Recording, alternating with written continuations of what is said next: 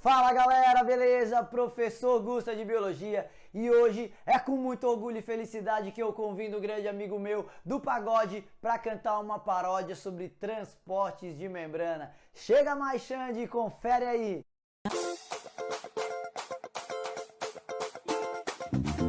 Palma da mão, palma da mão, palma da mão, palma da mão, palma da mão, palma da mão. Na membrana o soluto passou, vou igualar a concentração lá fora. Difusão é passiva, senhor, o ATP eu não gasto agora. Na membrana o soluto passou, vou igualar a concentração lá fora. Difusão é passiva, senhor, o ATP eu não gasto agora. Às vezes sozinho o soluto não pode passar, aí é que vem proteína para lhe ajudar. A difusão facilitada não gasta ATP, soluto passando a favor do seu gradiente.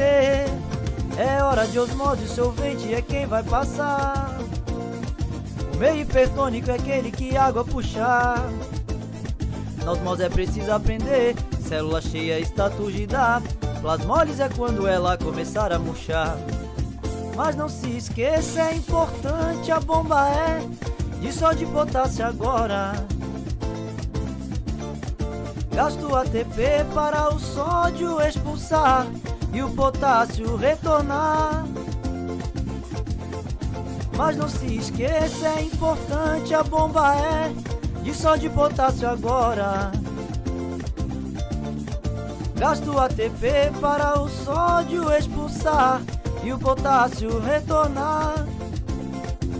Na membrana o soluto passou, vou igualar a concentração lá fora. Difusão é passiva, senhor, o ATP eu não gasto agora. Na membrana o soluto passou, vou igualar a concentração lá fora. Difusão é passiva, senhor, o ATP eu não gasto agora.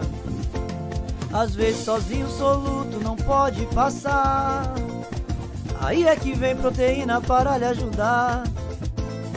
A difusão facilitada não gasta ATP, soluto passando a favor do seu gradiente. É hora de osmose, o solvente é quem vai passar. O meio hipertônico é aquele que a água puxar. Na osmose é preciso aprender, célula cheia está turgida. Plasmólise é quando ela começar a murchar. Mas não se esqueça, é importante, a bomba é de sódio e potássio agora. Gasto ATP para o sódio expulsar e o potássio retornar. Mas não se esqueça, é importante, a bomba é de sódio e potássio agora. Gasto ATP para o sódio expulsar e o potássio retornar.